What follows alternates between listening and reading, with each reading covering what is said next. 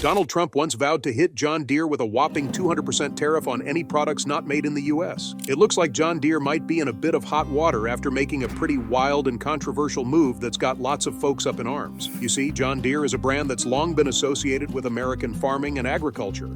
But lately, the company seems to be on a downward spiral. The big issue? The choices John Deere has made to try and solve their problems have sparked some major red flags for the people who rely on their equipment. So, how exactly does this affect you, me, and the industry as a whole? And what exactly did John Deere do that has everyone so upset? One of the biggest factors that's got everyone fuming is John Deere's decision to move production to Mexico, an impactful change that sent shockwaves through the agricultural community. This move involves shifting the manufacturing of key equipment lines, specifically skid steers and compact truck loaders, from Dubuque, Iowa to Ramos Arizpe, Mexico. But this isn't the first time John Deere has pulled a move like this. Back in 2022, the company already transferred tractor cab production to Mexico due to a challenging labor market. They also plan to shift the production of mid-frame skid steer loaders and compact track loaders to a new facility in Mexico by 2026. With all these changes, many folks are left wondering what the future holds for American manufacturing and the jobs tied to it. So, let's break this down in more detail. But before we dive in, don't forget to subscribe and hit the bell icon so you don't miss any updates. The real reason behind John Deere's decision to move operations is a big gap in labor costs between the US and Mexico. In America, production managers earn over $56 an hour, while in Mexico, it's just $44.50 an hour. That's a huge difference, and it's one of the main reasons John Deere is shifting its production. It allows them to massively cut costs and possibly boost profits. But this move raises serious concerns for American workers. People are worried about job security and the impact on communities that rely on these well-paying jobs. Since September 2023, the fallout has been tough. John Deere has already laid off over 2,088 workers across Iowa and Illinois, with more than 2,100 of those layoffs happening as they prepare for this shift in 2024. And it's not just the workers affected. These job cuts are hitting local economies that depend on these jobs for stability. John Deere says the layoffs are due to lower demand for their products and tough economic conditions, including a 20% drop in sales. But many workers and critics believe the real reason is the company moving production overseas. Despite the layoffs, John Deere is still reporting record profits, which has left many feeling frustrated and abandoned. People who once saw John Deere as a backbone of their communities are now questioning the company's priorities. And if that wasn't enough, John Deere has introduced software locks on its machinery, making it impossible for farmers to repair their own equipment. Now, they're stuck relying on authorized John Deere dealers for repairs, which means giving up the independence they once had when it came to maintaining their gear. The financial side of John Deere's new strategy is worth paying attention to. It turns out that their parts and services division is much more profitable than selling new equipment. Some say it's 3 to 6 times more profitable. Critics argue that by locking down repairs with software, John Deere is basically creating a monopoly on repair services. This leaves farmers stuck paying whatever dealers want to charge, which can get pretty expensive. This move has really undermined the independence of farmers, raising some serious ethical questions about corporate priorities, especially when it feels like profit is coming before customer service and accessibility. For farmers, the effects of these changes are huge. Many are now facing sky-high repair bills and long delays in getting authorized technicians to fix their equipment. These delays can be a nightmare, especially when time is of the essence during peak farming seasons. Take one farmer's experience, for example. He lost 2.5 days of productivity just waiting for a dealer to fix a computer issue with his equipment. Stories like this show how reliant farming is becoming on complicated technology. Farmers who once fixed their own machines are now finding it tougher to manage or repair them without outside help. As technology gets more and more embedded in farming, concerns are growing about how much control farmers are losing over their own equipment. The worry is real, as tractors turn into high-tech machines controlled by complex software rather than basic mechanical systems. Farmers can't help but wonder if they're losing their ability to maintain their equipment independently without relying on outside experts. So what's the real impact of all of this? The drama surrounding John Deere's decision to move part of its production to Mexico has stirred up some serious political heat. Big names, including former President Donald Trump, have jumped into the fray, and let's just say, he's not holding back. In typical Trump fashion, he's made a bold statement. If John Deere follows through with its plan to move jobs south of the border, he's ready to slap a massive 200% tariff on all their products. Now picture this. A tractor that normally costs $100,000 could suddenly cost $300,000 thanks to this tariff. That's a game changer for the agricultural industry and many other sectors as well. During a policy roundtable in Pennsylvania, Trump accused John Deere of hurting American farmers and the U.S. manufacturing industry by shifting jobs to Mexico. But this isn't just Trump throwing a political tantrum. His message ties directly into his America First agenda, which is all about protecting American jobs and industries from the dangers of outsourcing. Trump's warning is loud and clear. If John Deere goes ahead with their plans, they might face huge financial losses, and it could seriously hurt their ability to compete in the U.S. market. John Deere, though, is standing their ground. While they've acknowledged the potential fallout from Trump's threat, they insist their decision is based on economic necessity, not political pressure. The company also points to their ongoing commitment to American manufacturing, with around 30,000 employees working across 60 facilities in the U.S. The whole tariff threat comes with a pretty complicated mix of global trade issues and local economic struggles. Trump's approach to this situation is classic. He's using tariffs as a way to protect the U.S. economy, which has been a big part of his political style. But experts warn that slapping these kinds of tariffs could backfire, especially hurting American farmers who rely on reasonably priced equipment. If these tariffs kick in, they could end up giving foreign companies an edge while pushing up costs for domestic customers who just want affordable options. Adding fuel to the fire is Senator Elizabeth Warren, who has been very vocal about her concerns with John Deere's business practices. She called them out for not supporting the right to repair, accusing the company of making it harder for farmers to fix their own equipment. She even argues that John Deere's actions could violate the Clean Air Act by blocking essential repairs on emission systems. Warren's criticism echoes the growing frustration many farmers feel. They're increasingly up against giant corporations like John Deere that they believe care more about profits than supporting their customers and communities. Her concerns hit home for a lot of folks in rural America, where the right to repair is seen as crucial for maintaining independence on the farm. By withholding important repair info and tools, John Deere is seen as making repairs not just expensive but also a massive headache. This reality only adds to the financial strain farmers are already under, as they struggle to keep their equipment running without burning a hole in their wallets. The debate over Trump's tariff threat has sparked a wide range of opinions across the political spectrum. Supporters of the tariffs argue that they're essential for protecting American jobs and keeping companies like John Deere focused on domestic production. They see Trump's stance as a proactive move to stop outsourcing, which they believe could harm workers in manufacturing industries. On the other side, critics, including billionaire Mark Cuban, warn that such tariffs might backfire and actually hurt American businesses and consumers. Cuban points out that higher tariffs could make it easier for foreign competitors to swoop in and take market share from companies like John Deere.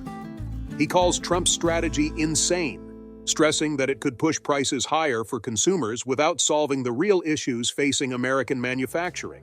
But what does all this mean for farming? Let's break it down.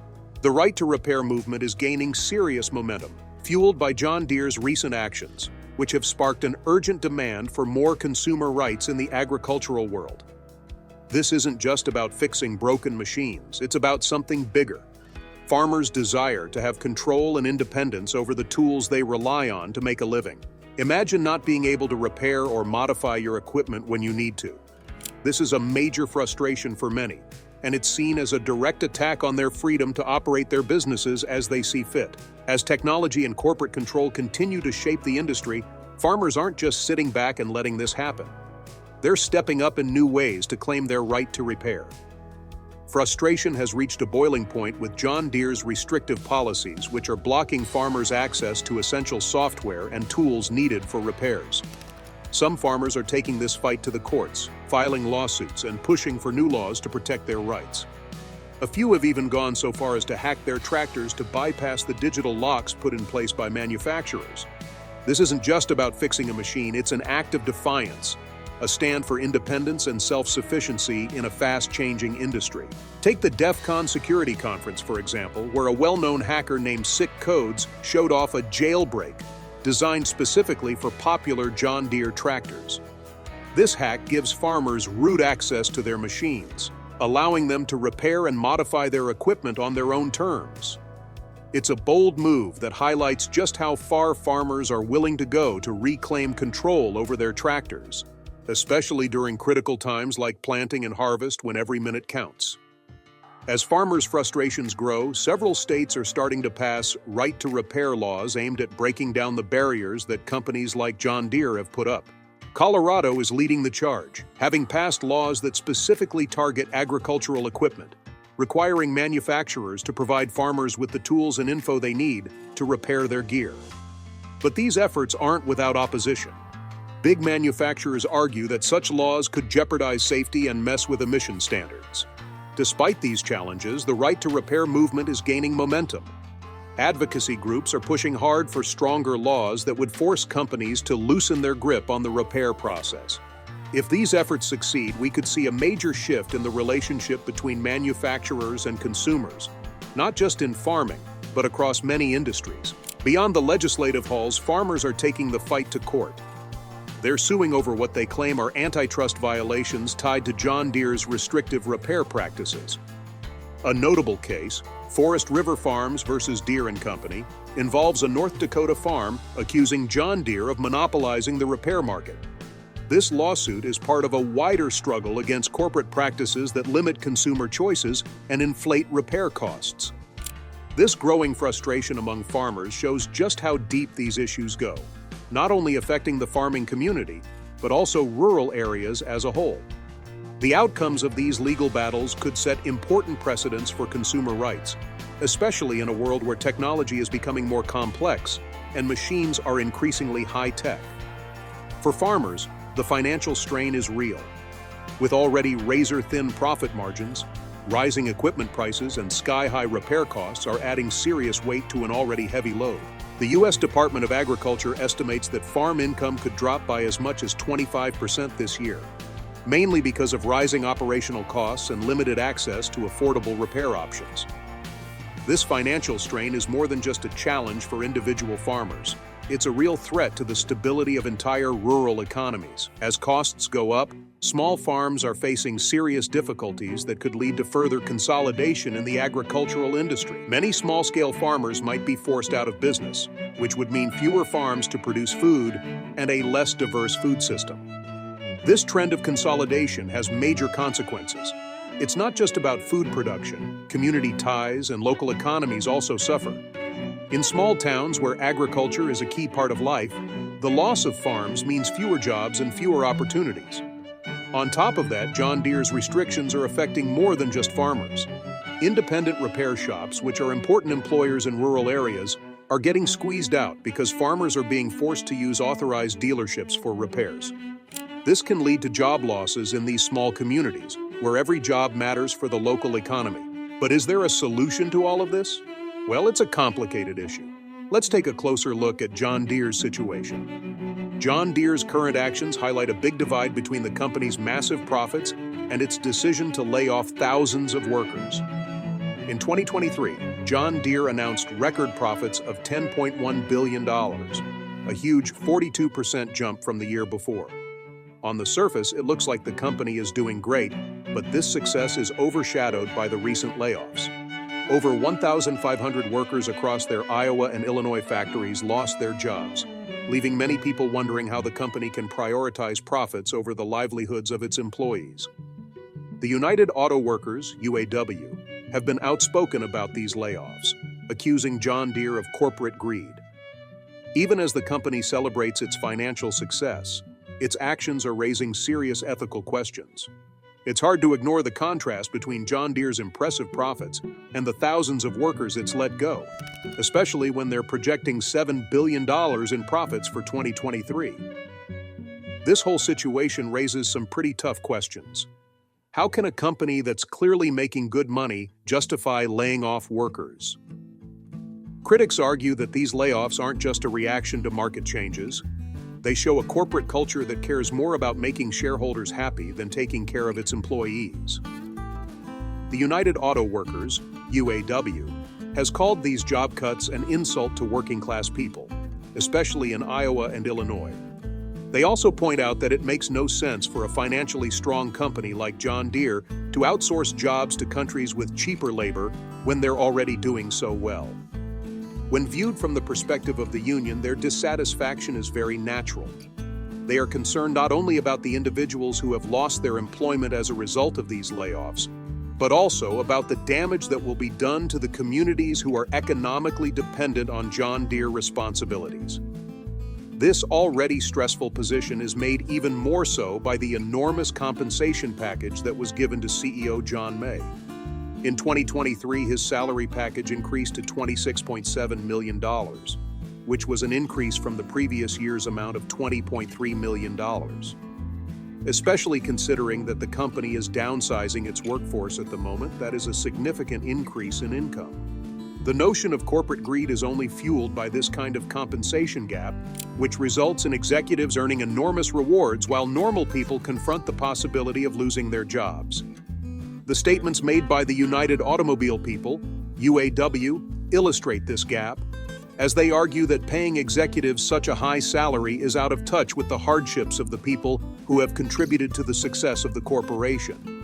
This widening difference raises some significant concerns regarding the responsibilities of corporations, particularly in a sector that is dependent on skilled laborers for the production of its goods. John Deere has spent more than $43 billion on stock buybacks over the previous 2 decades, including $7.2 billion in 2023 alone. This is in addition to all of the other things that have been mentioned. It is the stockholders and top executives who stand to benefit the most from this decision, not the workers or the farmers. Some people believe that this demonstrates a lack of foresight, because it focuses on increasing stock prices rather than reinvesting in the workforce or making repairs a more reasonable option for farmers. John Deere runs the danger of reducing its long-term efficacy and alienating the very people who contribute to the company's success if it places a higher priority on stock buybacks than on enhancing the company's human resources or infrastructure. John Deere's continued challenges are a reflection of larger problems that are confronting both the American agricultural sector and the American business sector. They bring to light the conflict that exists between profit-driven motivations and the rights of workers, so posing significant questions regarding the future of farming in a world that is becoming increasingly dependent on its technological progress. The current situation with John Deere is not simply a problem for farmers. Rather, it should serve as a wake-up call for businesses all across the world. It is becoming increasingly common for businesses to restrict the options available to customers and lock down their products with software barriers. This trend poses a significant risk to our capacity to change or fix the things that we rely on. This is more than simply an annoyance. It is about the amount of influence that companies have over critical commodities and services. And it has the potential to generate problems that span across a variety of industries, including agriculture, technology, and even products that are used in the home. As a result of the rapid advancement of technology, an increasing number of businesses are choosing to rely on proprietary software and repair processes that are restrictive. Because there are so few options, they hinder competition and force customers to pay inflated costs. This is because they create obstacles that prevent repairs or improvements from being made. The event that occurred with John Deere is just one illustration of how this kind of behavior poses a threat to the rights and control of consumers. As a result of technological advancements, agriculture has become a high-tech business. While this presents a number of exciting opportunities, it also presents a number of obstacles. Tractors of today are not merely mechanical devices. Rather, they are intelligent machines that require specific software and skills in order to operate and repair. This change brings up some very crucial questions. Do farmers still have access to farming that is both economical and accessible to them, the people who have the most need for it? Farmers are expected to have a comprehensive understanding of complicated digital systems, as tractors grow increasingly dependent on software. This can be a challenge for farmers who have decades of expertise working with mechanical equipment. On top of that, learning how to manage these technologies can be expensive, which creates a financial strain that is disproportionately experienced by small family farms. It is possible that this will cause a breach between huge agricultural corporations and the smaller, more traditional farms that are frequently the pillars around which rural communities are built.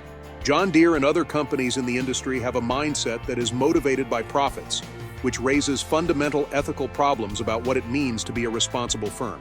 Although farmers are experiencing increased costs and financial strain, John Deere is concentrating on rewarding shareholders by purchasing back their stock and providing executive bonuses. Not only does this mismatch put the livelihoods of individual farmers in jeopardy, but it also has the potential to further destabilize the agricultural business as a whole. As a result of constantly rising operational costs and restrictive corporate regulations, the American dream is becoming an increasingly distant vision for many rural communities. This is because farmers are struggling to make ends meet. The manner in which we support agriculture in the United States and safeguard the rights of people who cultivate our food needs to be rethought. There is a key choice that needs to be made in the John Deere case. Do we accept a future in which corporations have unfettered authority over our lives? Or do we fight up for our right to repair and modify our products? The implications of this ruling extend far beyond the realm of agricultural machinery. It touches on vital discussions concerning the autonomy of consumers, fairness, and innovation in the market. A growing number of individuals are demanding that businesses be transparent and accountable, which is contributing to the growth of the right to repair movement. This movement is not only about empowering individuals, rather, it is about creating an environment in which creativity may flourish without being hindered by the interests of those in corporate positions. When all is said and done, the decision that we make will ultimately determine how we engage with corporations and technology in the years to come. We either support a world in which accessibility and the power of consumers are prioritized, or we allow businesses to define the options that we have available to us. Despite the fact that the stakes are great, the possibility of a future that is more just and equal, in which we have control over the instruments that we employ, is even more significant.